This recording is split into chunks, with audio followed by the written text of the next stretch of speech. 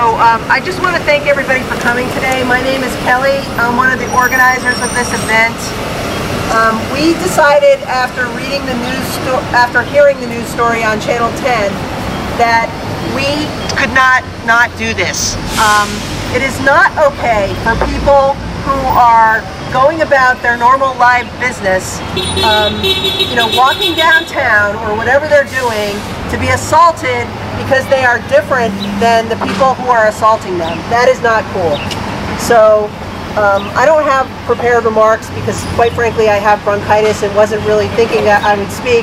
But I just wanted to let you all know that what you're doing today is really, really important, because together we are making a statement that we are not going to tolerate this type of crime, and that we are here to support anyone who is victimized by people who have biased opinions, and that we want accountability, or at least some of us do, from the business to my right.